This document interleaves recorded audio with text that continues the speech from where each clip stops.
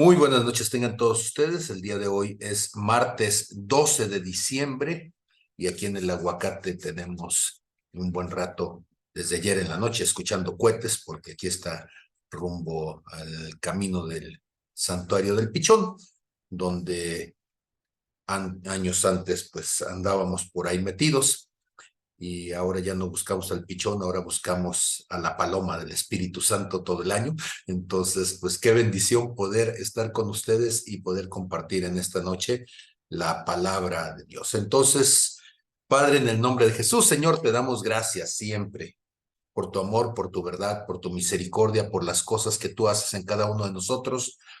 Espíritu Santo, te pedimos, mi Dios, ayúdanos a entender las cosas como tú las entiendes, a ver las cosas desde tu perspectiva, Señor, a entender aquello que en nuestra ignorancia no nos era permitido considerarlo, pero que ahora, Señor, en tu presencia podemos disfrutar de ello, Señor, en la plenitud de tu comprensión. En el nombre de Jesús, amén, amén y amén.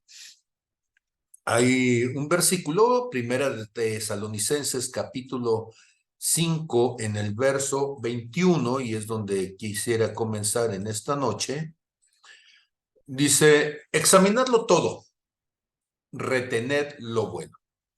La palabra examinarlo implica el discernimiento de las cosas. La palabra examinar implica revisar, profundizar en aquello que nos ha sido dado, aquello que nos ha sido revelado y que muchas veces nosotros pues no nos damos la oportunidad de hacerlo. La palabra en el griego es la palabra dokimazo, ¿sí? Que significa ponerlo a prueba, probarlo, distinguirlo, diríamos, desmenuzarlo para saber qué es lo que tiene, en qué consiste, qué contiene, qué implicaciones nos lleva a hablar de algo. Y esta noche yo quisiera hablar del sexto de los 7 espíritus peores. Hemos estado hablando de ellos. Hay un pasaje en el que nos hemos estado apoyando para hablar de esto y vamos a regresar ahorita a Doquimazo. Y este pasaje es Mateo capítulo 12, cuando desde el verso 43 nos va a decir lo siguiente. Cuando el espíritu inmundo sale del hombre, del ser humano, ¿sí? Anda por lugares secos buscando reposo y no lo halla. Y entonces dice, volveré a mi casa de donde salí, y cuando llega la halla desocupada, barrida y adornada. Y entonces va y toma consigo otros 7 espíritus peores que él, y entrados, o sea, entrando en la persona, entrando en este ser humano, moran allí, viven allí, ¿sí? Habitan allí. Y el postrer estado de aquella persona viene a ser peor que el primero. Así también acontecerá a esta mala generación. Y esto es lo que dice el Señor Jesús en Mateo 12, 43 hasta el 45. Y hemos dicho que una cosa que debe sernos de interés es entender que hay una condición espiritual que afecta al ser humano y que no tiene que ver con una postura religiosa en cuanto al cristianismo en particular. Hemos estado tratando de mostrar a lo largo de las clases anteriores, esta es la sexta, y les recomiendo que puedan escuchar quienes no lo han hecho las 5 anteriores, para que entonces podamos darnos cuenta de algo que es fundamental, y es que el ser humano a lo largo de su historia, independientemente de la época en donde nos ubiquemos, del espacio geográfico en donde nos ubiquemos, de las cuestiones culturales donde querramos limitarlo, más allá de todo eso, el ser humano ha batallado con estas características, estos 7 peores, que han traído esclavitud, que han traído limitación a el ser humano. Y entonces, en esta noche quise comenzar con Doquimazo, que decíamos que en Primera de Tesalonicenses 5:21 dice, examinarlo todo, retener lo bueno. El ser humano tiene un cerebro privilegiado. Y siempre hacemos broma de eso en el cristianismo, que siendo Dios tan grande y dándole un cerebro tan privilegiado al ser humano, hay muchos en el cristianismo que ni siquiera lo han desempaquetado, ¿verdad? Y que da miedo pensar. Se considera que el pensamiento, que la razón, que la intelección de las cosas es pecaminosa y que por tanto debe ser inhibida. Y en esta noche nos vamos a referir entonces a todo esto, ¿sí? La razón y el conocimiento los vamos a contrastar contra lo que llamaríamos en esta noche la fantasía o la ilusión, las falacias del pensamiento. En el mover espiritual lo vamos a asociar con el espíritu de fascinación, que nos lleva a considerar la vida con falsas disyuntivas, ¿sí? Y por eso en esta noche vamos a estar insistiendo, examinémoslo todo y retengamos lo bueno. Hay cosas que definitivamente son revelaciones de verdad, porque Dios ha puesto eternidad en el corazón del ser humano y estas son cuestiones que van más allá de una cultura en lo particular. Cuando nosotros pensamos en todo lo que nos rodea, debemos de darnos la idea, llegar al convenio entre nosotros de que una cosa es el mundo en lo que vemos fuera de nosotros y otra cosa es la imagen que nos hacemos nosotros de aquello que está fuera. Si me permiten entonces decirlo de esta manera, yo en esta noche diré que el conocimiento es la imagen mental que creamos dentro de nosotros acerca de aquello que está fuera, que es con lo que nos relacionamos. Entonces, cuando yo pienso en un perro, bueno, yo tengo tres, los perros siempre siguen afuera, pero lo que yo tengo adentro es el concepto de cada uno de ellos, la imagen de cada uno de ellos. Y voy agregando características, elementos que me ayudan a describirlos, a entender quiénes son cada uno de ellos. En cada clase he tratado de mostrar cómo una característica dada por Dios, en este caso la capacidad de generar un cierto conocimiento, se convierte en una estrategia de supervivencia en los seres vivos. Y he tratado de mostrar que estas son cuestiones que no solamente son inherentes al ser humano, sino que son inherentes a la vida como tal. Por ejemplo, las grandes migraciones, y pienso, por ejemplo, en los antílopes, en el Kalahari, ¿sí? Que en la zona desértica, o en las grandes sabanas africanas. ¿Cómo es que van de un lado a otro si no es porque generan un conocimiento? Los que son más viejos en la manada y pueden guiar a otros por los caminos, por las sendas hacia las cuales ellos saben que deberían de ir para encontrar alimento y agua. Sí, yo sé que al decirlo así, siempre dentro del contexto de la fe se crean ciertas suspicacias, pero en este momento de la historia del ser humano es más que claro que las especies aprenden y pueden recordar, pueden evocar olores, espacios, situaciones y pueden volver a ellos. Es más, se hacen pruebas de inteligencia con roedores, se les mete en laberintos y se les entrena para poder ver en cuánto tiempo pueden ellos transitar de nuevo el laberinto para probar que pueden efectivamente aprender a desarrollar habilidades de orientación, habilidades de identificación.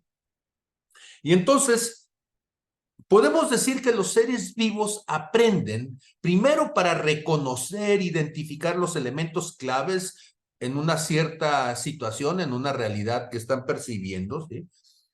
Y este reconocimiento les ayuda a entender su situación actual, sus desafíos, las oportunidades, las amenazas. Y sí hay también un cierto conocimiento inherente que se puede heredar de generación en generación. El conocimiento innato cada vez más tiene una validez porque resulta que las especies pueden heredar a través del ADN aspectos que son fundamentales para poder sobrevivir. Por ejemplo, con las ratas se ha identificado una vez más, pongo de ejemplo las ratas porque son animales de mucha experimentación en laboratorio, y se ha identificado que las ratas, cuando se comen un cierto veneno, las ratas más jóvenes llegan, huelen a esa rata, identifican que hay un olor distinto que podría ser la causa de su muerte, y por lo pronto esas ratas que estuvieron allí oliéndola ya no van a querer comer algo que huela a eso que podría ser la causa de muerte. Pero además lo van a incluir dentro de su ADN de tal forma que las siguientes generaciones, cuando huelan aquello que pudo haber sido la causa de muerte de una rata, entonces ellos van a decir, esto es potencialmente peligroso y no lo van a querer comer. Y eso es tremendo, ¿sí? Entonces, la forma de entender el conocimiento ha cambiado muchísimo a partir del estudio de las neurociencias desde los años 70 hasta nuestros días. Y con ello entonces podemos entender que el reconocimiento, la identificación que generan los animales de su contexto implica aprendizaje. Las abejas son capaces de aprender una ruta y después cuando regresan al panal pueden de alguna manera, todavía eso no lo sabemos, pero de alguna manera pueden enseñar en dónde se encuentra este espacio donde fueron a sacar néctar. Los delfines trompa de botella, perdón, pueden enseñar a los delfines más jóvenes sus estrategias de pesca. Las ballenas orcas les enseñan a sus crías cómo poder cazar focas en aguas de poca profundidad para que entonces puedan sobrevivir. La capacidad de aprendizaje es una de las características de la supervivencia que Dios nos dio. Aprendemos para tener más oportunidades de sobrevivir. Y entonces, después de reconocer algo, lo que hay que hacer es regular. Esto es, se procede a regular la respuesta emocional y conductual. Si yo identifico algo que es peligroso, voy a querer correr, voy a querer esconderme. Si identifico que no puedo esconderme, entonces voy a tratar de defenderme. Las reacciones que tiene un ser vivo, ¿sí?, le ayudan a mantener con cierta objetividad y eficacia la toma de decisiones para sobrevivir. Y alguien diría, es que los animales actúan instintivamente. El concepto de instinto ha cambiado muchísimo en estos últimos años, de manera que entendemos que hay decisiones inteligentes cuando un animal, no teniendo otra opción, opta por enfrentar algo que en condiciones ordinarias no lo haría. Y eso, más allá de solamente decir instintivo como irracional, implica que hay razones que no entendemos la forma en que se manejan, pero llevan a un ser vivo a decidir. Después entonces de generar esta regulación, lo que se procede es a orientar las acciones a un contexto más amplio. Esto es, elefantes, por ejemplo, en China, tuvieron que moverse porque su hábitat se estaba destruyendo y empezaron a emprender una marcha para ir a los terrenos antiguos. La elefanta que los iba guiando era una elefanta pues vieja, que seguramente había conocido rutas cuando era muy joven, pero resulta que esas rutas habían cambiado por el crecimiento de las ciudades y después de ir varias semanas en esa ruta se dieron cuenta que ya no podían pasar y tuvieron que regresarse al lugar donde inicialmente habían estado.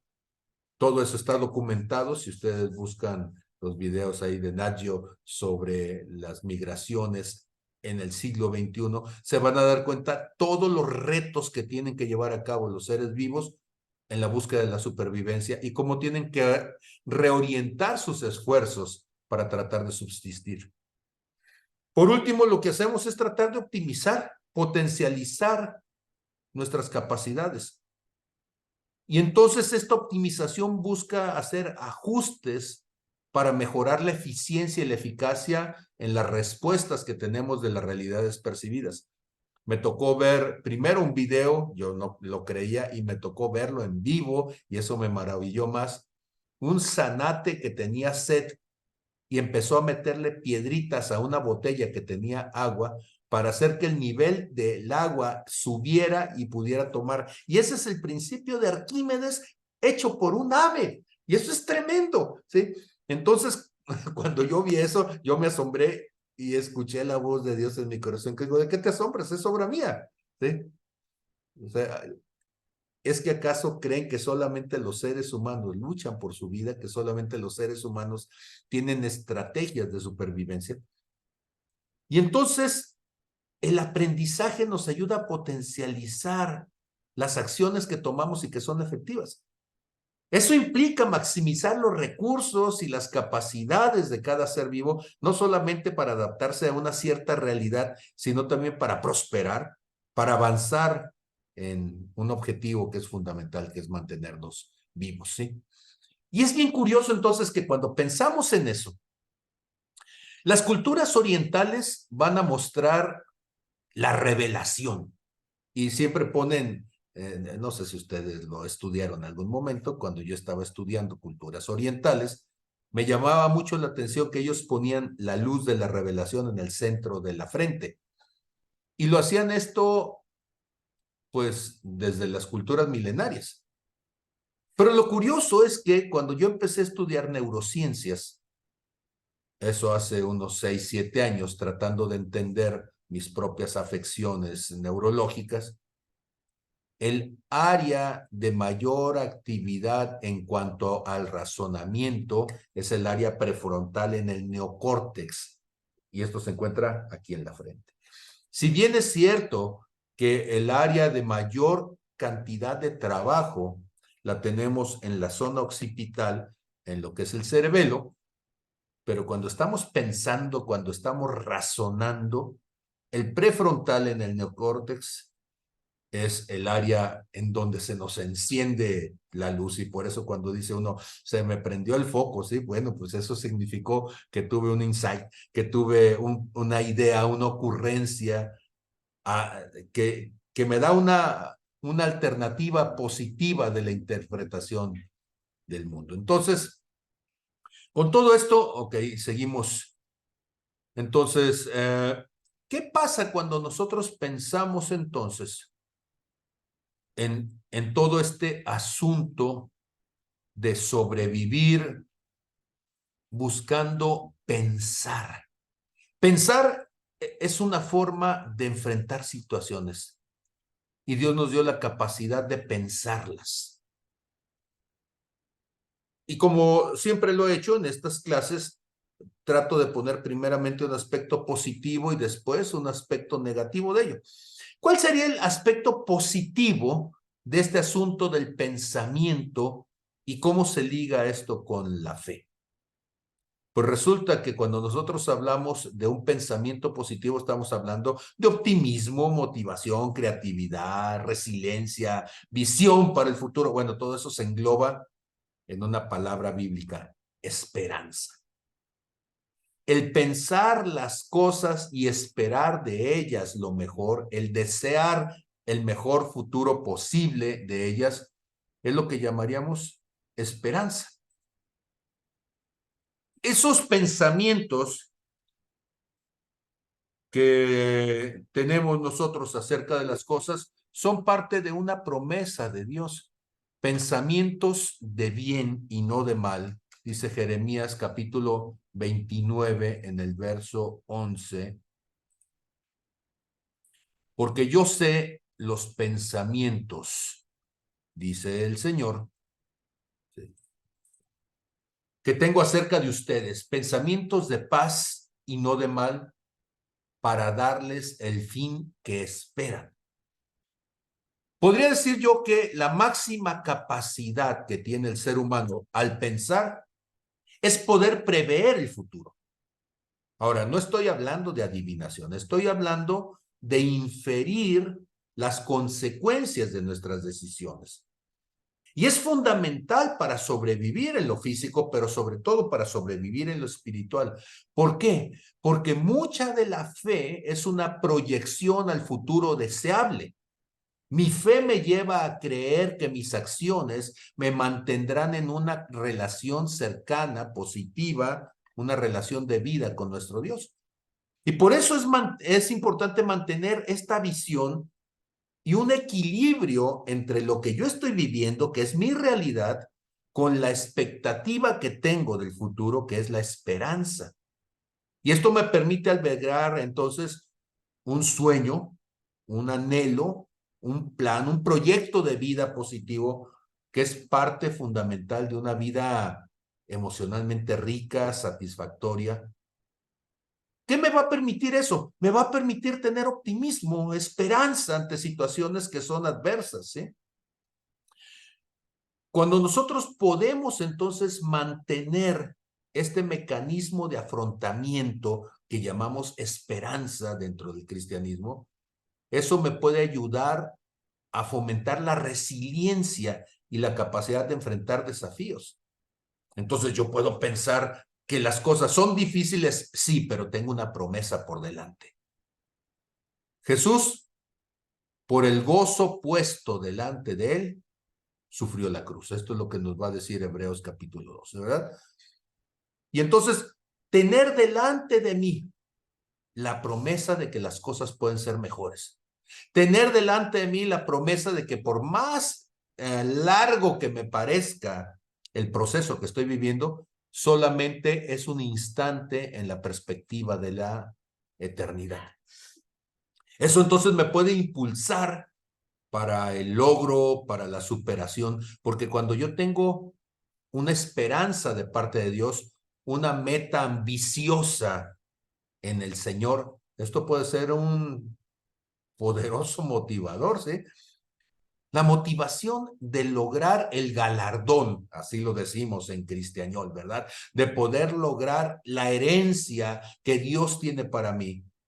El poder establecer estos objetivos y aspirar a alcanzarlos puede impulsarme como creyente a superarme a mí mismo, a buscar una mejor versión de mí, a realizar esfuerzos significativos para mejorar mi vida y la vida de los demás.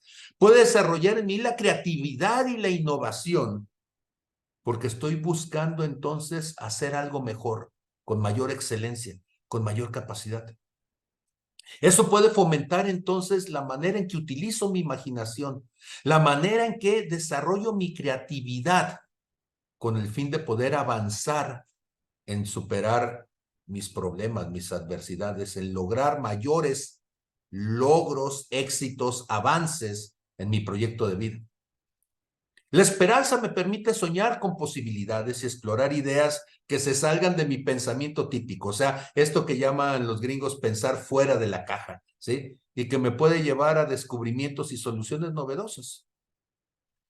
La esperanza me ayuda a tener un bienestar emocional, porque tener sueños, ilusiones, expectativas en Dios me puede ayudar a mejorar mi condición emocional en medio de la adversidad. Y en lugar de ver las cosas trágicamente, destructivamente, me puede permitir escapar temporalmente de una realidad dura, destructiva, deprimente, y me puede proporcionar un sentido de propósito, de dirección en mi vida. Además, tener esperanza me ayuda a fortalecer mi autoestima, sobre todo cuando recuerdo que Dios llamó a los inútiles y digo, cumplo, Señor, que Dios llamó a los necios y digo, sí, Señor, sí, cuando que Dios llamó a lo que no era para avergonzar a lo que es y a lo que no tenía para avergonzar al que tiene. Y dice uno, bueno, Señor, cumplo con los requisitos de haber sido desechado en muchos sentidos, pero sobre todo, más que ser un desperdicio social, Señor, soy alguien con un llamado a ser tu hijo.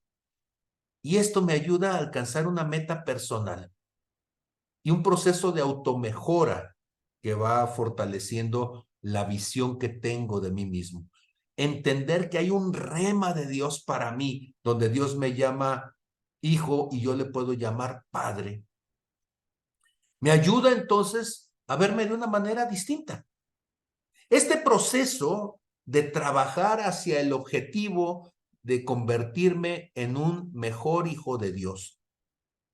Eventualmente me ayuda a la realización de los planes de Dios en mí y va aumentando la confianza que tengo en mí mismo, no tanto por quién sea yo, sino por quién Dios dice que yo soy en él. Entonces, esta esperanza es una esperanza importantísima. Como decía, me ayuda a enfrentar situaciones adversas, me ayuda a mantener una fortaleza mental, una fortaleza emocional, y pues puedo decir, bueno, pues sí, aunque se enojen todos los ángeles contra mí, sí, con que el Padre Dios esté de mi lado, sí, aunque se enojen los angelitos, sí. ¿Por qué? Porque pensamientos como que Dios y yo somos mayoría, como que si Dios confía en mí, aunque el resto no lo hiciera, si Dios ve algo importante en mí, aunque nadie más lo perciba, todos estos pensamientos son esperanzadores. En cuanto a la conexión y las relaciones que me genera, cuando yo tengo esperanza, puedo ver lo mejor en el otro, puedo buscar lo mejor del otro, puedo tolerar el proceso del otro. Y eso me ayuda a crear un sentido de comunidad y de apoyo mutuo. Porque si bien es cierto que las personas en nuestras limitaciones e inmadureces lastimamos a otros, pero el hecho de tener la esperanza de que tarde o temprano Dios hará su obra también en el otro, me permite esperar, tener paciencia, tolerar el desgaste que implica el proceso del otro. Y por último, me da un sentido de propósito. ¿Por qué? Dice Salmo 133, ¿verdad? Sí. El Señor, Salmo 138, verso 8, perdón. El Señor cumplirá su propósito en mí. Tu misericordia, oh Dios, es para siempre y no desampares la obra de tus manos. ¿Sí? Las esperanzas a menudo están ligadas a un sentido más profundo del propósito y significado de la vida. Porque la esperanza nos ayuda a entender que esto que estoy pasando en este momento y que es tan desagradable, en realidad está formando en mí las habilidades, dicen los gringos, skills, ¿sí? Las habilidades, las capacidades para la vida, y eso me ayuda entonces a permitirme el proceso de ser formado. Pero hay un lado negativo, y el lado negativo es que eh, creer, pensamos nosotros que creer hace la diferencia, ¿no? Pero el asunto no es creer, es a quién le creo. ¿Qué es lo que creo? Porque la gente dice, es que yo soy creyente, sí, pero creyente de quién sabe qué superchería, ¿sí? ¿A quién le crees? ¿Qué es lo que estás creyendo? Porque cuando nosotros pensamos que la diferencia entre la fe y la ilusión, o diríamos de otra manera, la fantasía, es que la fe está basada en una promesa de Dios. Pero la fantasía, las ilusiones, son falacias en las que nosotros ponemos nuestra intención, ponemos nuestra confianza, pero no tienen un respaldo. Y alguien va a decir, sí, pero ¿cómo puedes decir tú que hay un respaldo en un libro que tiene por allí miles de años y que más bien puede ser un cuento de hadas? Pues la parte interesante de esto es por los resultados, por las evidencias. Ahora, yo sé que decir que la fe requiere un alto sentido crítico es algo que se sale de la percepción mágica de muchos cristianos. ¿Por qué? Porque pensamos que es creer a ciegas y no es creer a ciegas. Y entonces, en esta noche voy a estar contrastando algunos pensamientos que tenemos en nuestro contexto religioso y que son contextos de inmadurez. Esto es, nos enseñaron a que teníamos que creer sin preguntar. Sin embargo, no es el contexto más bíblico. Una de las cuestiones que es importante entender es que la duda no es diabólica. La duda es la pregunta previa al discernimiento. Hemos dicho que la palabra discernimiento es la palabra griega diacrisis, que significa a través de la decisión. Entonces, discernir es tomar una decisión acerca de las cosas. ¿Qué es lo verdadero y qué es lo falso? Hace un momento decíamos en 1 Tesalonicenses 5:21, ¿sí? Examinarlo todo. ¿Por qué lo examinamos? Porque hay una pregunta previa, hay una duda. ¿Qué es lo correcto? ¿Qué es lo bueno? Y por ende, ¿qué es lo malo? Examinarlo todo, retener lo bueno. La única manera en que yo podría retener lo bueno es distinguiendo lo bueno de lo malo. Y eso implica la duda previa que origina entonces la necesidad de discernir. Hemos dicho en el cristianismo que cuestionar es malo. Sin embargo, Jeremías capítulo 33, verso 3, el Señor nos va a decir, clama a mí y yo te responderé y te enseñaré cosas grandes y ocultas que tú no conoces. Lo que está diciendo es pregúntame. No hay problema, pregúntame. ¿Quieres saber? Pregúntame. Cuando nosotros pensamos entonces en gente que cree sin cuestionar, es lo que llamamos iluso. El diccionario de la Real Academia de la Lengua Española dice que iluso o ilusa es un adjetivo, o sea, sirve para calificar algo, ¿sí? Y dice que es la persona propensa a ilusionarse con demasiada facilidad o sin tener en cuenta la realidad. Sus sinónimos son soñadores, imaginativos, inventivos, fantasiosos, fantaseadores, quiméricos, creativos, idealistas, sí, pero estamos viendo el lado hasta cierto punto irracional, y la palabra irracional significa que no tiene razones suficientes para validar la veracidad de lo dicho. La otra acepción que hace la Real Academia de la Lengua Española es, en cuanto a iluso, es engañado, seducido. Y entonces, cuando nosotros pensamos en una persona que ha sido engañada, que ha sido seducida, la primera perspectiva es el autoengaño y negación de la realidad. O sea, vivir en una ilusión puede llevar a un autoengaño, donde una persona ignora o niega la realidad para mantener una visión distorsionada o irreal de las circunstancias, lo que le puede impedir la toma de decisiones informadas, realistas. Autoengaño como qué? Cuando decimos, es que yo estoy chiquito y porque estoy chiquito yo no puedo. Eso es un autoengaño, sobre todo si usted ya pasa, ¿sí?, los 50 años y dice uno, ay, ¿cómo es eso? Sí, burlándome de esto. Tienes gente que ya socialmente es adulta, pero no se siente suficientemente adulto para tomar la decisión de hacerse responsable de su vida. Las personas que se victimizan están negando la realidad de que debemos de hacernos responsables de nuestra condición. Autoengañarnos es percibirnos de una manera distinta a como Dios nos percibe.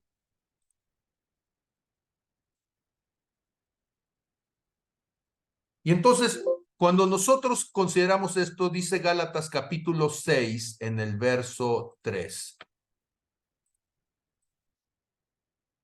Porque el que se cree ser algo, no siendo nada, a sí mismo se engaña.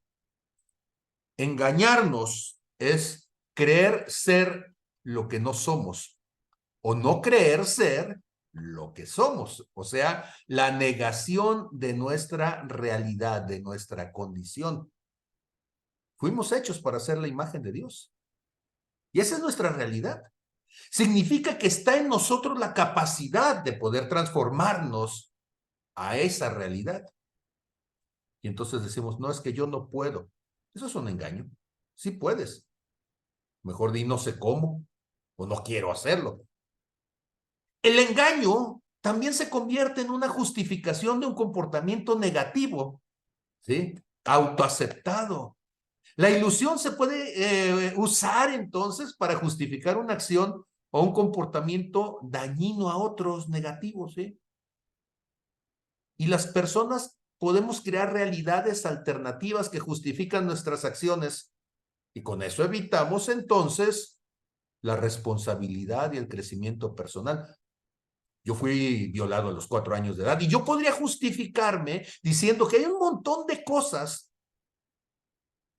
que voy a hacer en la vida como consecuencia de haber sido violado. Pues sí, pero el que yo haya sido víctima de una barbarie no me justifica para que yo barbarice a otros y lesione a otros. Entonces, tergiversamos nuestros razonamientos y tomamos una desgracia como argumento, como razón suficiente para entonces violentar a otros y no tener el comportamiento que deberíamos de tener. Distorsionamos nuestra autoimagen y esta creación de una ilusión sobre nosotros mismos, que es un ego deformado, que distorsiona la percepción de nosotros mismos, puede incluir la percepción exagerada de mis propias habilidades. Yo me siento que soy más que otros, más importante que otros, tengo más derecho que otros, o minusvalorarme, decir que yo no puedo, yo no hago, yo no sé. Y eso a menudo va a conducirnos a problemas en las relaciones personales, en las relaciones familiares, profesionales, etcétera. ¿Por qué? Porque el ego perverso que hemos creado, esta distorsión de la imagen que hemos generado, nos convierte en seres monstruosos, que utilizamos entonces esta deformación como excusa para salirnos con la nuestra, ya sea abusando de otros o evadiendo nuestras responsabilidades. Estas percepciones equivocadas, ¿sí?, nos llevan a fracasar en el reconocimiento de nuestros límites y de nuestras necesidades. ¿Cómo que nos llevan a fracasar en el reconocimiento de nuestros límites? Sí, porque hay cosas que no debería de hacer y me las brinco. Entonces, es falso que una persona con necesidad, eso le dé el derecho de robar. Es falso. Es que tenía necesidad, todos tenemos necesidades. Pero no puedes brincar ese límite. Tienes que buscar formas correctas delante de Dios para hacerlo. No puedo abusar de otros. Es que estoy tan apresurado, tengo tanta prisa que me voy a meter en la fila adelante. Si los demás no me dejan, si no pido permiso, no tendría derecho. Es que soy político y eso me da entonces menos todavía, ¿sí? Y eso es vivir en una ilusión, porque las personas en esta condición no pueden reconocer la limitación que necesitarían aceptar. No pueden aceptar sus necesidades reales. Y lo peor de todo es que esto nos puede llevar a no buscar ayuda o apoyo cuando sea necesario. El adicto es adicto y no reconoce que su adicción lastima, lesiona, violenta. Y esto resulta en consecuencias negativas para su salud mental, para su salud física y la de otros. Termina rompiendo relaciones, termina causando heridas, genera expectativas y percepciones basadas en una ilusión, y cuando esas expectativas no se cumplen de una manera saludable, genuina, entonces lesiona a otros. Cuando hay un autoengaño, esto también limita el aprendizaje personal, el crecimiento personal. Yo soy docente y me doy cuenta de que hay estudiantes que por más que lo intentas, no aprenden. Y no aprenden porque están engañados de su lugar, de su rol, dentro del proceso de aprendizaje. Y entonces es bien fácil decir, es que no me gusta cómo enseña usted, cuando en realidad cada uno de nosotros somos responsables de nuestro aprendizaje. Si no te gusta cómo enseña el tipo, agárrate el libro y léelo tú solo y apréndelo, ¿sí? Finalmente lo que tú vas a aprender en una escuela es más responsabilidad tuya que del contexto. Pero nos falta eso y siempre estamos buscando a quién echarle la culpa, porque no hemos llegado a darnos cuenta de que las razones que determinan nuestras vidas, el locus que nos lleva a actuar es más un locus interior que exterior. Las personas que tienen éxito en la vida son las que entienden esto. Hay personas que tienen persistencia en vivir entonces en esta ilusión y honestamente lo que nos dan muestra es que tienen problemas de salud mental, son mitómanos, se la pasan mintiéndose a sí mismos y a los demás, o terminamos también con problemas de ansiedad y de depresión, porque la ansiedad, la depresión están profundamente vinculados con nuestra manera de manejar nuestra perspectiva, tanto del pasado como del futuro.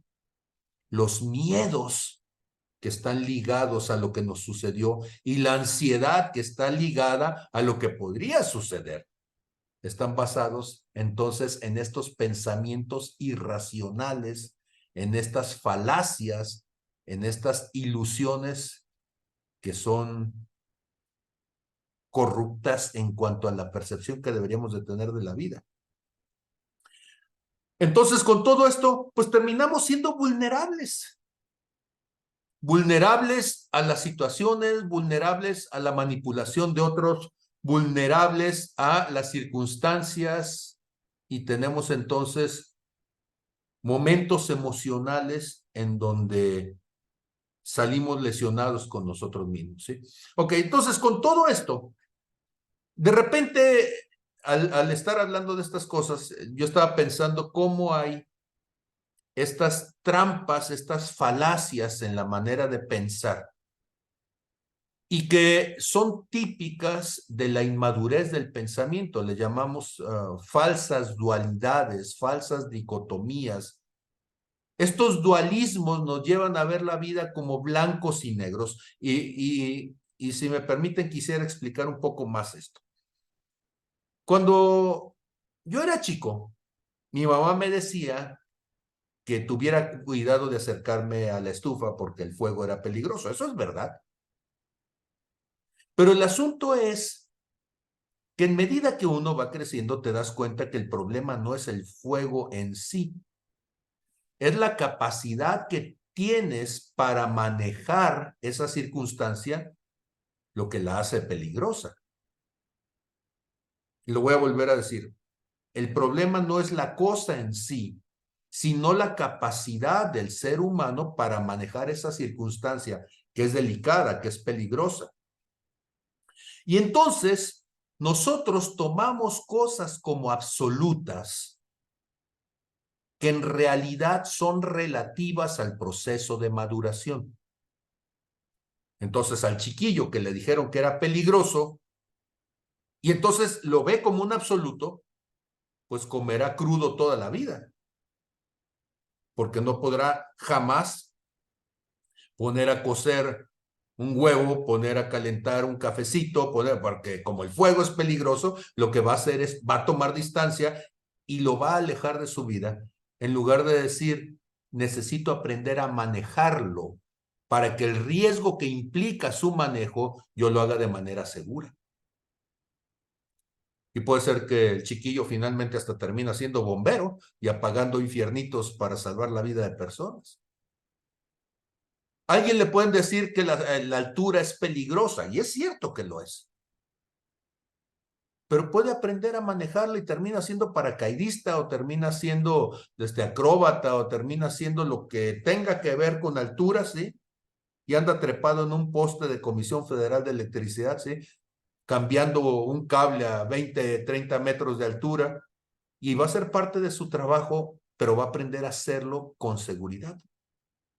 Cuando nosotros entonces no nos damos cuenta de que el sesgo, la falacia de pensamiento no nos permite ver que hay cuestiones que por nuestra inmadurez son tomadas como de riesgo, como cuestiones peligrosas, como cuestiones delicadas, como cuestiones de las que tú tendrías que mantener una distancia, pero que llegado el momento y en circunstancias distintas, tú tendrías derecho a poder acceder a ellas. ¿Cómo qué? Sí, porque yo sé que al decir todas estas cosas, el sexo es un asunto que está limitado a la edad y a las circunstancias, desde el punto de vista bíblico. Se esperaría que alguien que es joven, que es soltero, no tenga acceso a una vida sexual, pero que alcanzando la madurez y estando en una relación de pacto, lo pueda ejercer libremente.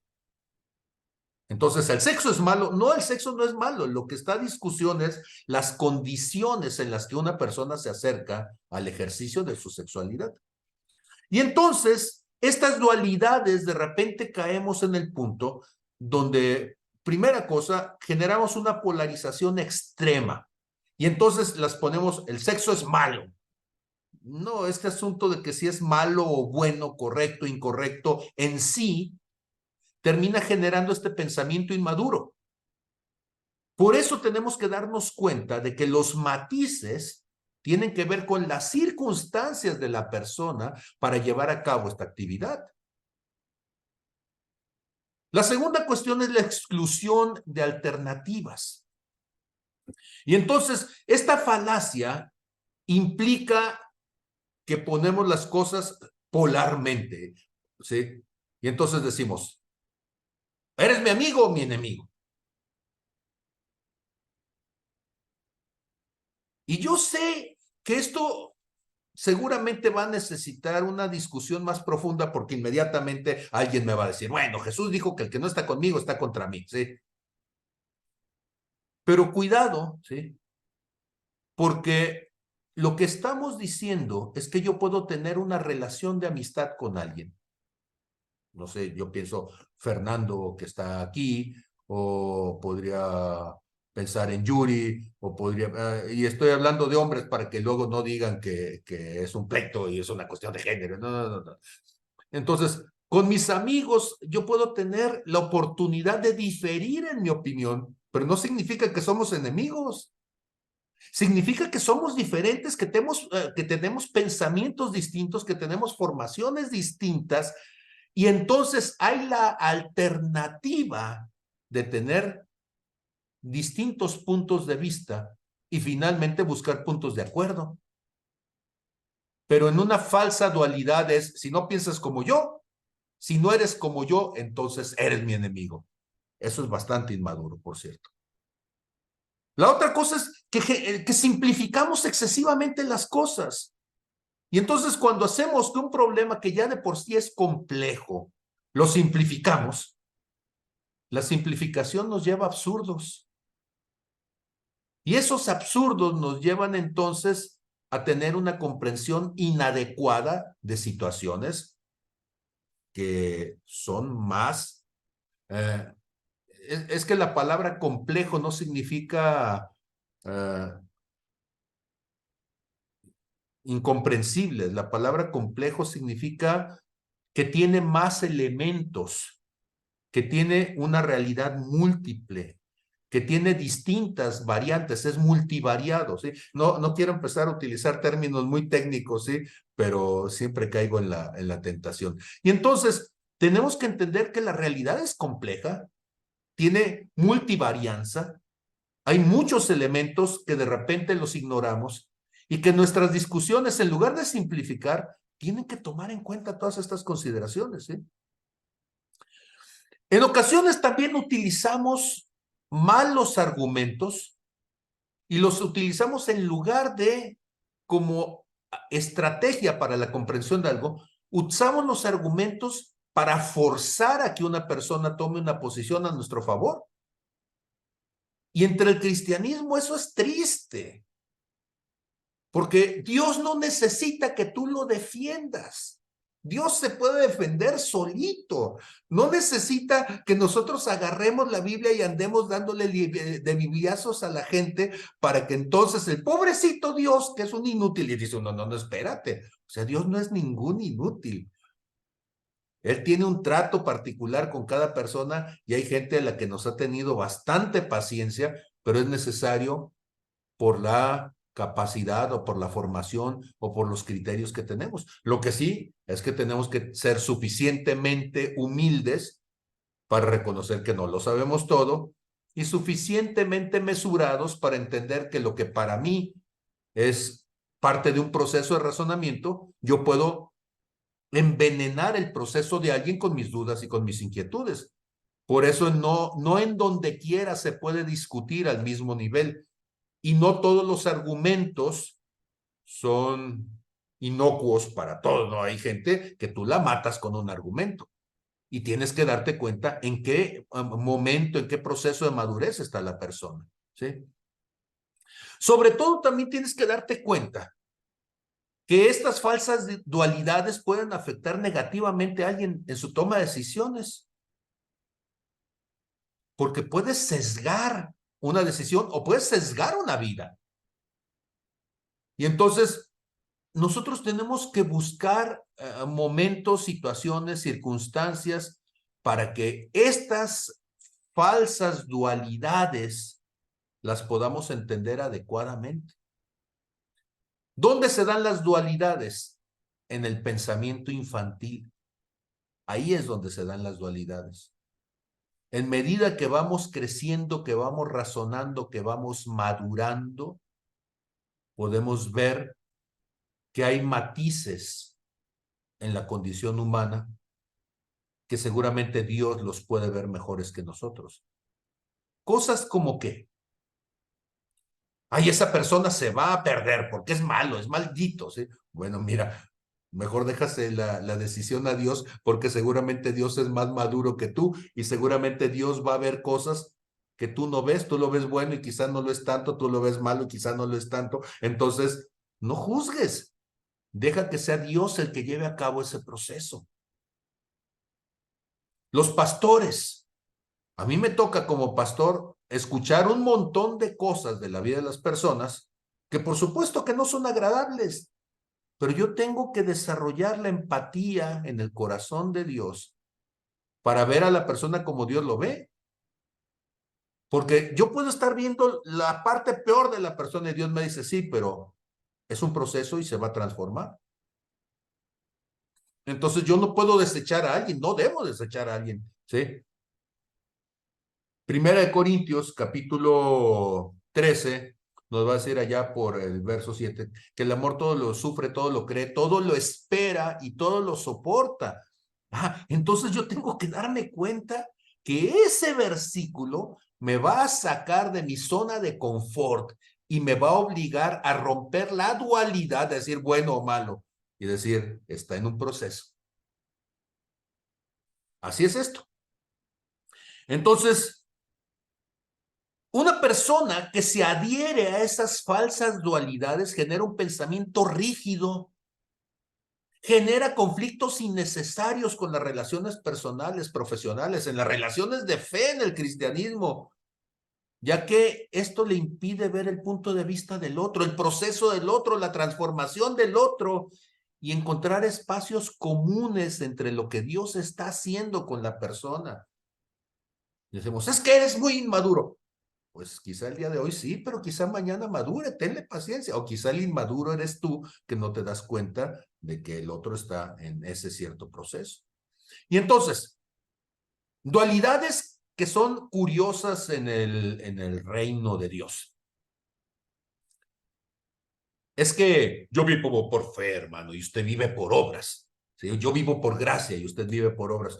Santiago capítulo 2, verso 26, nos muestra que esta dualidad es algo que tendríamos que tener mucha sabiduría y mucho entendimiento para no discutir neciamente. Dice Santiago 2:26. Porque como el cuerpo sin espíritu está muerto, así la fe sin obras está muerta. La fe sin obras está muerta. ¿Qué está diciendo? Que necesita las dos. Necesito el cuerpo y el espíritu junto. Ah, pues igualito necesitas la fe y las obras, ¿sí? No significa que una sea más importante que la otra, no, significa que van juntas y que son expresiones, ambas, de la vida y del poder sobrenatural de Dios en la vida de una persona. Entonces, hermano, es que usted es mucho de obras, me han dicho más de alguna ocasión. No, yo no soy mucho de obras, soy una persona de fe que me caen gordos los huevones, nada más, ¿sí? ¿Por qué? Porque usted tiene que hacer algo con su vida. No esté esperando que Dios tenga que mandar a alguien a resolverle la vida cuando usted puede salir a su casa y trabajar. Que usted puede mantener a su familia. La fe no significa estar sin hacer nada. La fe es un asunto de relación personal con Dios. Y la pereza no se llama fe, se llama pereza, ¿sí?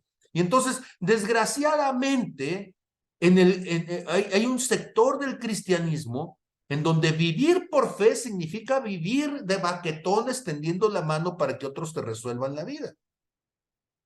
Y esa no es gracia, son una desgracia, ¿sí? Luego, otra falsa dicotomía. La ciencia, o sea, el conocimiento contra la religión. Hermano, usted es muy carnal, porque usted se la pasa pensando cosas del mundo. Bueno, pues Dios es el que hizo el mundo. De Dios es la tierra y su plenitud del mundo y los que en él habitan, ¿sí? Siempre le digo Salmos 19, verso 1, ¿verdad? Los cielos cuentan la gloria de Dios y el firmamento anuncia la obra de sus manos. ¿Quieres entender el pensamiento de Dios? Entiende la obra de Dios.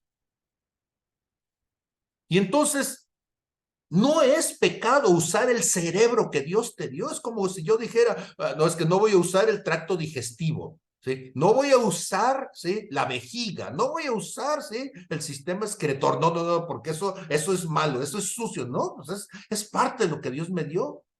Y tengo que usar la plenitud de lo que Dios me dio para el servicio de Dios. Tenemos que usar la creatividad, tenemos que usar el razonamiento, tenemos que usar la sensibilidad, tenemos que usar todo lo que Dios nos dio. Y es una falsa dicotomía esa. Dios no está no está peleado con el pensamiento. El ser más inteligente sobre la faz de la tierra es Él. El ser más inteligente del universo es Él. Y ser a la imagen y semejanza de Dios significa aprovechar esa capacidad y esa inteligencia. Entonces, yo vengo de un tiempo en donde servir a Dios era salte de la escuela, ¿sí? Salte de la escuela porque a Dios no le agrada, ¿sí?, el mundo. Y entonces servir a Dios significaba salirte del mundo. Pues yo nunca pude. Y nunca pude, será porque la fuerza de atracción gravitacional no me permite elevarme más allá de 15 centímetros, de un metro, y luego caigo otra vez, ¿sí? ¿Será porque el ser humano no puede vivir, ¿sí?, en el espacio?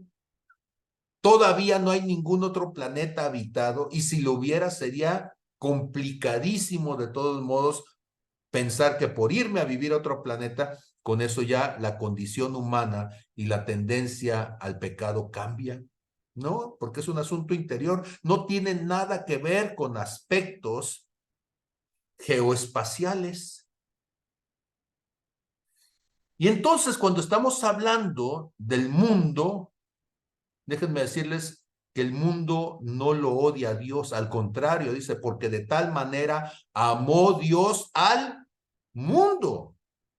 Y en la iglesia esta dicotomía, esta falsa dualidad hace que la gente, en lugar de sentir carga, amor, pesar, misericordia por el mundo, lo que siente es desprecio por el mundo.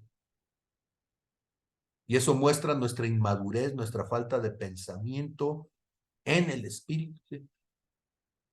Otra falsa dicotomía, el cuerpo contra el espíritu. Es que lo corporal es inherentemente malo, es inferior a lo espiritual. Pues sí, pero todo vuestro ser, espíritu, alma y cuerpo, 1 Tesalonicenses 5:23, espíritu, alma y cuerpo sean guardados irreprensibles hasta la venida de nuestro Señor Jesucristo. ¿Dónde está la dicotomía? Yo tengo que cuidar este cuerpo, tengo que cuidar el alma y tengo que cuidar el espíritu.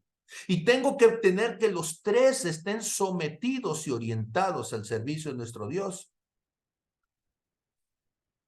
Otra falsa dicotomía, ¿sí? Es que esto es, ¿sí? Es viejo ya y tenemos que innovarlo. Todo tiene que ser moderno o todo tiene que ser tradicional. No, son parte de uno solo. Por eso les decía, no es una dicotomía antiguo o nuevo. Tenemos que darnos cuenta de que la vida espiritual es todo. Lo antiguo y lo nuevo es parte de uno mismo si lo vemos desde el corazón de Dios en la eternidad.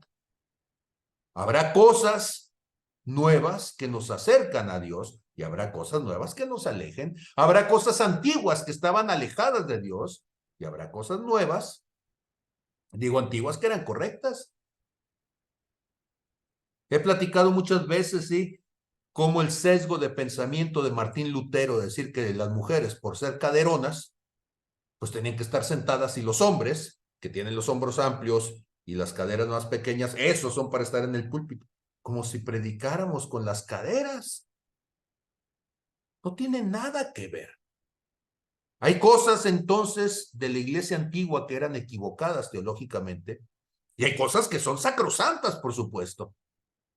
Y del mismo modo, hay cosas que la iglesia actual son sesgadas y se alejan de Dios y hay cosas que son correctas. Examinarlo todo, retener lo bueno. Otro sesgo, la espiritualidad contra la materialidad. Y entonces usted es mundano, hermano, porque a usted le interesan las cosas materiales. Yo no soy afecto a las cosas materiales. Si usted me conoce, sabe que no soy afecto. Pero honestamente yo prefiero salir vestido que salir en calzones a la calle. Me da más pena. Así que si puedo tener un pantaloncito que esté más o menos para ir a trabajar, pues lo agradezco. Sí, o sea, puedo irme en chanclas, pero si me puedo ir de zapatitos, mejor. Me gusta sentirme que mi imagen es agradable más que desagradable. Si puedo ir bañado en lugar de hediondo, y si puedo ir con algo donde no se me vean las intimidades en lugar de ir todo roto, pero eso no significa que yo viva atado a esas cosas. Ahora, yo vengo de una cultura monacal, porque yo fui monje, entonces yo entiendo lo que es renunciar a todo y que todo lo que tú tengas quepa en una maletita, ¿sí? Puedo decir que de toda mi congregación el que sabe más de esas cosas soy yo, sí, pero yo puedo tenerlo todo, ¿sí? Dice el apóstol Pablo, ¿sí? Sé vivir humildemente, sé vivir en la abundancia. A todo y por todo estoy enseñado. Entonces Jesús podía tener un manto de doble ancho, ¿sí? Y podía tener una túnica de alto precio y podía regalarla. El asunto es entender que las riquezas solamente son una herramienta y nada más. Y usarlas así. Lo tienes, qué bueno que lo tienes. No lo tienes, sigues haciendo las cosas. Siempre digo, me preguntan, ¿qué harías si te ganaras la lotería? Lo mismo, pero más rápido. No va a cambiar el enfoque de lo que yo hago. Lo único que es que lo voy a hacer más rápido. Y sueños que ahorita parece que me van a llevar años, pues los podría hacer en poco tiempo. Pero el dinero solamente es una herramienta para llevar a cabo los propósitos de tu corazón. Entender eso o entender que el asunto de la discusión entre la predestinación y el libre albedrío, pues hay cosas que seguramente Dios tiene predestinados para mí, esas le tocan a Dios. Predestinado significa que le tocan a Él. Libre albedrío significa que las decido yo. En lugar de discutir, hazte cargo de lo que tú tienes que hacer y deja que Dios haga lo que tiene que hacer. En lugar de estar queriéndole manipular la vida a alguien más, hazte responsable de tu vida y deja de estar discutiendo doctrinas teológicas, buscando o evadirte de tu responsabilidad o hacer a un lado la responsabilidad de Dios. Por eso les digo que estas falsas dicotomías, estas falacias de pensamiento, terminan siendo engaños. Y por eso la palabra nos advertía ahí en Gálatas 6:3, si alguno piensa en algo, si alguno cree ser algo, no siendo nada, a sí mismo se engaña. Tú tienes que ver cuál es la forma en que Dios te ve a ti. Tienes que tener cuidado con las falsas enseñanzas, las falsas doctrinas, ¿sí? Segunda de Tesalonicenses, capítulo 2, en el verso 3. ¿Sí? Dice, que nadie los engañe de ninguna manera, porque dice, el engaño no vendrá si que antes venga la apostasía y se manifieste el hombre de pecado, el hijo de perdición, el cual se opone y se levanta contra todo lo que se llama Dios o es objeto de culto, tanto que se siente en el templo de Dios como Dios, haciéndose pasar por Dios. Y está hablando, por supuesto, del anticristo, ¿sí? De la bestia. Pero la primera palabra deberíamos de tomarla como una regla de vida. Que nadie te engañe de ninguna manera. Ahora, noten ustedes que al decirlo de esta manera significa entonces que Dios me hace responsable de lo que creo. Dios me hace responsable de lo que creo. Yo debo de ser responsable de qué creo y por qué creo. Ahora, alguien me decía en alguna ocasión, es que es bien difícil a ti convencerte de algo. Por supuesto, porque soy responsable de lo que creo. Ahora, dame argumentos, muéstrame que es de Dios y yo lo voy a creer tanto que estoy dispuesto a morir por ello. Pero si cualquier tarugo llega y con las dos primeras palabras que me dice ya me convenció, significa que estoy en un problema tremendo. Soy un inmaduro, incapaz espiritualmente. Y el asunto es, ¿cuál es la actitud de corazón? Yo sé que como estudiante, yo soy un estudiante difícil, complicado, porque yo aprendí a preguntar siendo muy pequeño. Y aprendí a razonar lo que me estás diciendo. Y eso no es orgullo, es decir, convénceme que lo que me estás diciendo es válido. ¿Por qué? Porque la fe no es un asunto de credulidad. La fe es un asunto de convicción. Los crédulos, cualquiera que llega, los convence, los engaña con su astucia. Y nosotros tenemos que defender la convicción de lo que Dios nos ha dicho. Juan 8:32, ustedes lo conocen, el Señor Jesús hablando a sus discípulos desde el verso 31, les va a decir,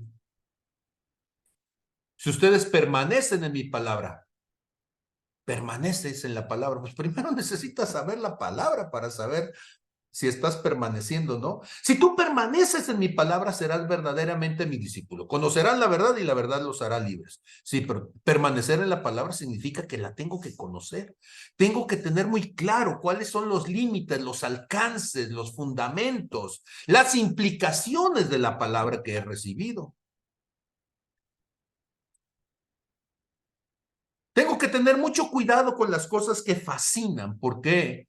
Porque hemos estado hablando de que eso implica un mover espiritual, ¿sí?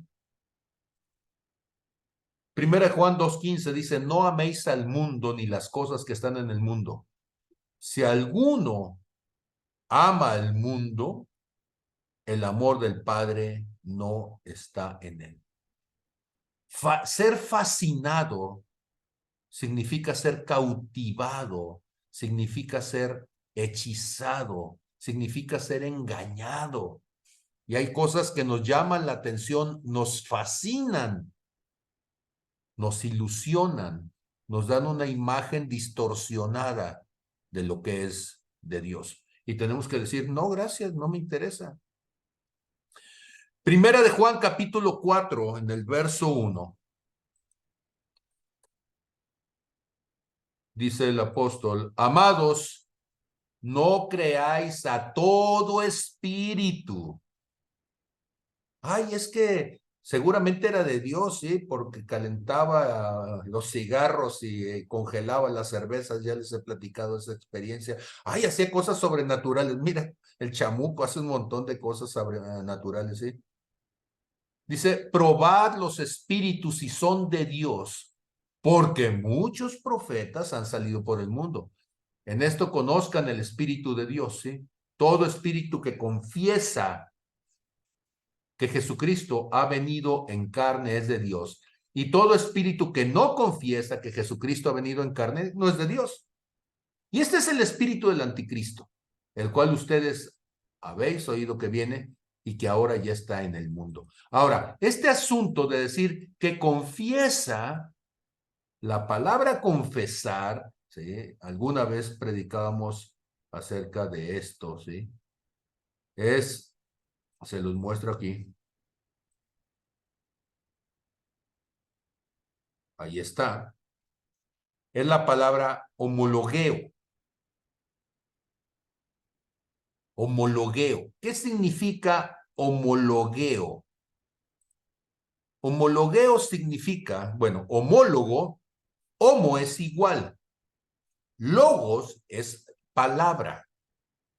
Cuando viene un presidente a visitar aquí a México a nuestro presidente, se dice, vamos a suponer que viniera Joe Biden de los Estados Unidos o que viniera Javier Milei, ahora que es presidente de Argentina, se diría, vino el homólogo del presidente. O sea, el que cumple con la misma función de quien se dice lo mismo. Ojo, de quien se dice lo mismo, el que tiene la misma posición, el que tiene la misma función. Y lo que está diciendo entonces, sí, esto es, regreso para acá, mi pantalla, todo espíritu que tiene la misma condición, que cumple con la misma función que Cristo, ¿sí? Que ha venido en carne, es de Dios. El problema es que nosotros pensamos que confesión es lo que sale de tu boca. La palabra homologueo significa que vivo lo mismo que Cristo está viviendo. Porque hay gente que dice, no, pues es que sí, pues yo lo confieso, pero vives como un pillo, ¿no? Entonces no es homologueo. Confesión no es lo que dices, es lo que vives. Confesión es que tu vida sea un reflejo de lo que Cristo fue en carne. Y ese es el que está confesando, ¿sí? Confiesa con su vida. Homologueo, que es homólogo del Hijo de Dios.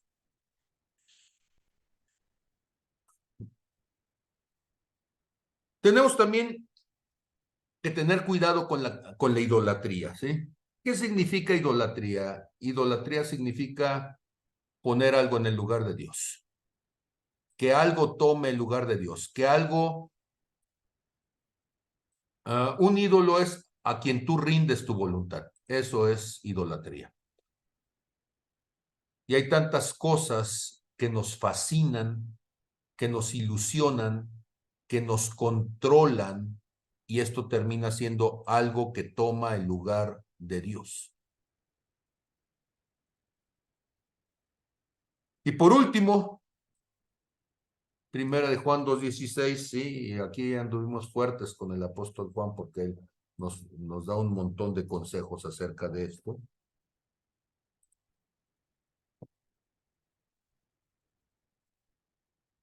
Dice, no améis el mundo ni las cosas que están en el mundo, ya lo habíamos visto, si alguno ama el mundo, el amor del Padre no está en él. Dice, porque todo lo que hay en el mundo, ¿qué hay en el mundo? Los deseos de la carne, los deseos de los ojos y la vanagloria de la vida no proviene del Padre, sino del mundo. Cuando nosotros pensamos entonces las cosas que controlan nuestras vidas, lo que nos fascina, lo que nos seduce, lo que nos orienta, ¿sí? Lo que hace que nuestra manera de pensar adopte una forma específica.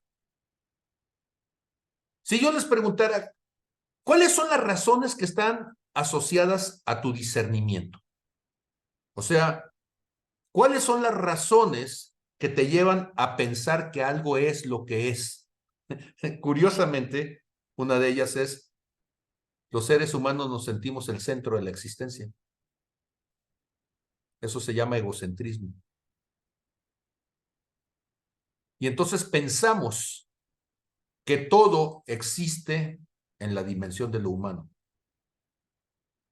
Mis ejemplos siempre son muy tontos, discúlpenme, pero tú vas a San Blas, se hacen las 3, 4 de la tarde y empiezas a decir, ¡ay, qué molestos zancudos!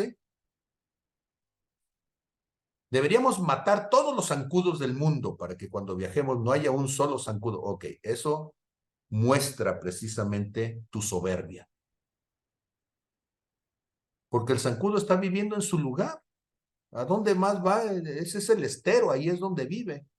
Tú vas y te metes al estero y soberbiamente te molesta el que vive en el estero. Por eso andamos matando especies porque no nos gustan. Tenemos un sentido estético de la moral. Si es ardilla, qué bonita porque tiene la cola peluda. Pero si es rata, como tiene la cola pelona, entonces a la rata la matas y a la ardilla le perdonas la vida porque la colita peluda sí te gusta y la cola pelona no te gusta. Pero ese es un sentido hipócrita de la moralidad. Y habla de cómo nos sentimos nosotros egocéntricamente como los que tenemos el derecho de decidir sobre otros. Ese es un sesgo. Y eso habla precisamente de la inmadurez del pensamiento. Nos sentimos los depositarios de la razón y de la verdad. Algo es correcto si yo estoy de acuerdo con eso. Algo es falso si yo no estoy de acuerdo con eso. Pero ¿y qué tal si el equivocado fuera yo?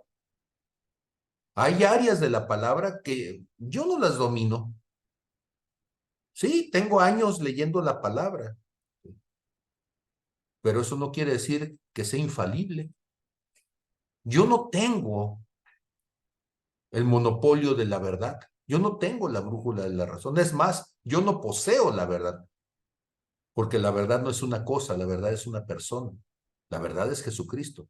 Y en todo caso de hablar de poseer, más bien yo soy propiedad de Él y no al revés. Cristo no es mi propiedad. Significa que gente tiene revelaciones distintas de Cristo. ¡Qué bendición! Porque yo no puedo ser el único depositario de la revelación. Y entonces necesito entender que discernir significa separar en mi experiencia lo que he entendido de Dios y lo que no. Cuando yo tengo un sesgo, cuando yo tengo entonces una fascinación, cuando tengo entonces una ilusión, todo esto se convierte en algo que bloquea mi capacidad de comprensión. Las ilusiones bloquean el pensamiento porque las ilusiones son irrealidades y las irrealidades nublan la realidad, la distorsionan. Por más simpáticas que sean, es una irrealidad que existen caballos con cuernos. Es una irrealidad y eso bloquea la razón de entender por qué los caballos no tienen cuernos, ¿sí? Es una irrealidad que la gente nazca con sexos múltiples. No, es una irrealidad. Váyanse a lo cromosómico. Es una irrealidad que haya hombres en cuerpos de mujer y mujeres en cuerpos de hombres, ¿sí? Y gorilas en cuerpos de tigres y pericos en cuerpos de ballenas. Yo no sé, ¿sí? Es una irrealidad, es una ilusión que pervierte la comprensión del mundo, ¿sí? Y es una ilusión pensar que todo es simplemente un asunto de interpretación personal. Las cosas son lo que son y mis interpretaciones siempre van a ser erróneas comparadas con la realidad. Y yo tengo que pensar que voy en un proceso constante, continuo de crecimiento para llegar entonces a la sabiduría de Dios, que es la sabiduría universal, donde puedo ver que todas las cosas, toda la creación representa su creación, representa su divinidad. Amén. Pues esto es entonces, ¿en dónde termina todo esto? Pues esto termina en que el sexto peor es el espíritu del engaño, decíamos. Es el espíritu de la fascinación. Y tenemos que echarlo fuera. Ese espíritu de la fascinación, del engaño, está controlando nuestro tiempo. Ahora sí tú puedes decir, caras vemos, corazones no sabemos, ¿sí? Porque todo es un completo engaño. La gente postea en su muro, ¿sí? Y tú ves las cosas que postean y te imaginas que viajan por todo el mundo. No, son filtros, son falacias. Los ves muy contentos, pero tienen vidas miserables. Los ves aparentemente muy prósperos, pero viven endeudados. Todos esos son falacias, son engaños, son máscaras, son hipocresías, ¿sí? Y tenemos que lograr que la iglesia salga de eso, empezando por cada uno de nosotros. Amén. Escucho sus comentarios. Gracias por la atención que han puesto y pues ahora díganme qué piensan de todo esto.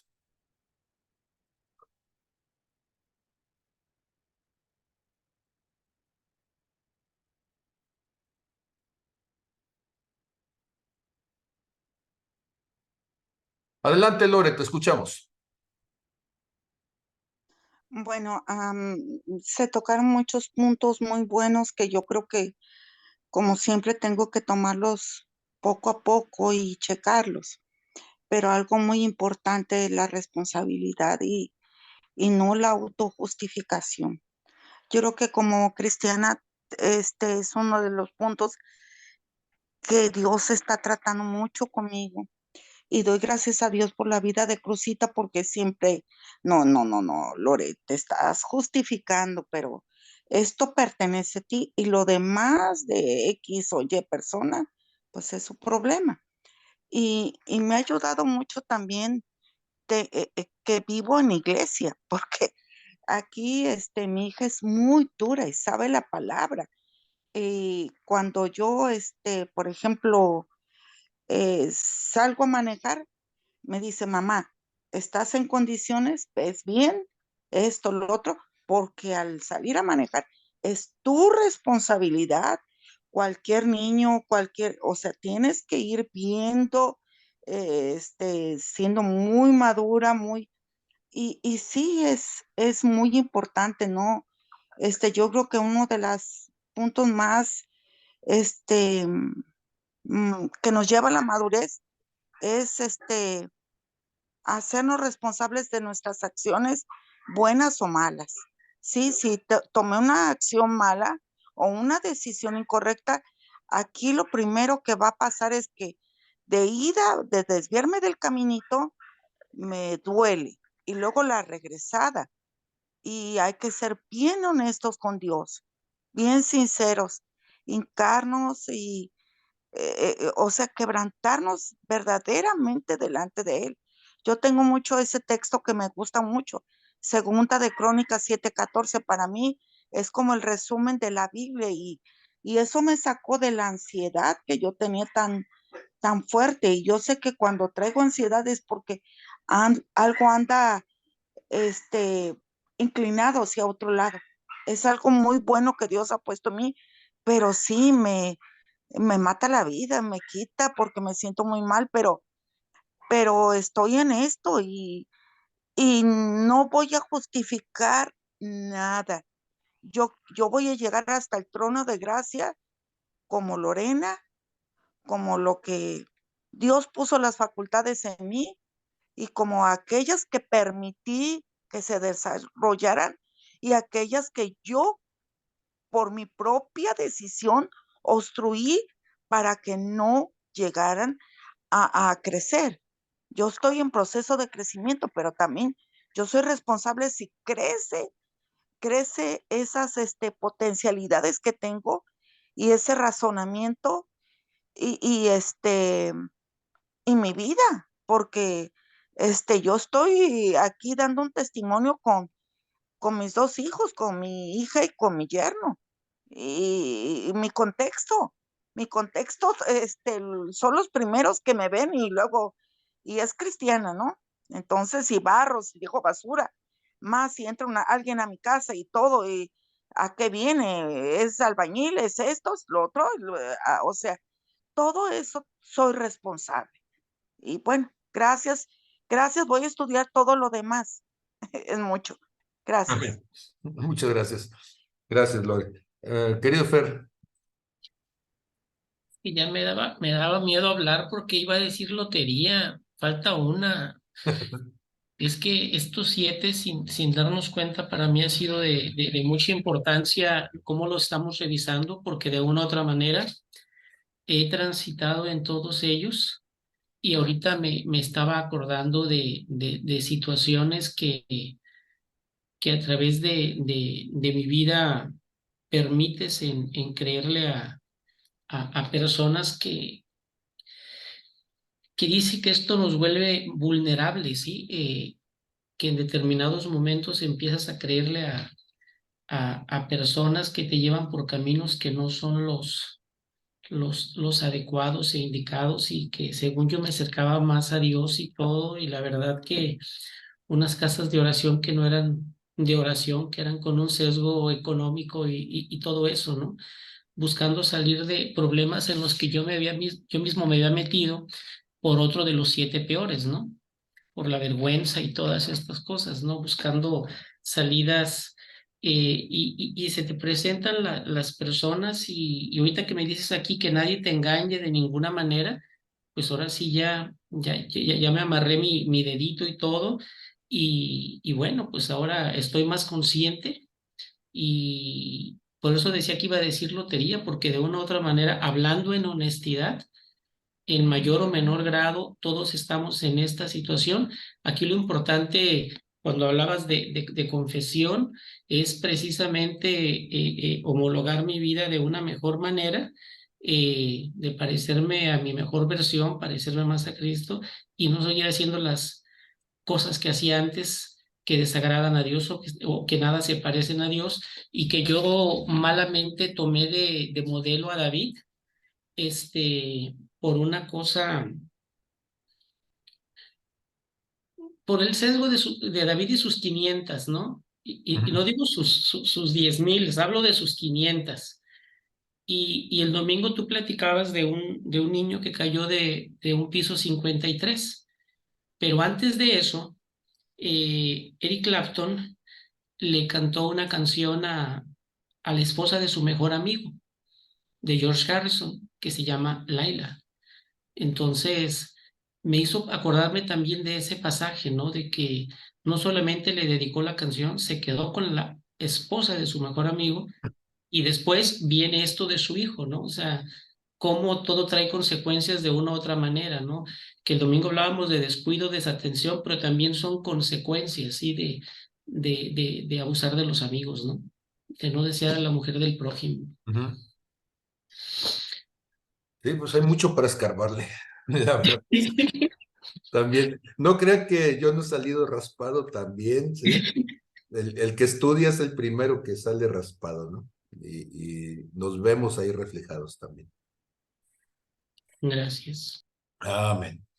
¿Alguien más que quiera compartirnos algo de su reflexión antes de despedirnos?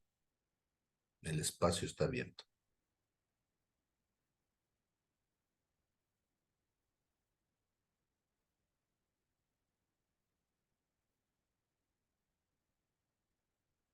Pues muy bien, ha sido un verdadero privilegio, un verdadero placer, como siempre.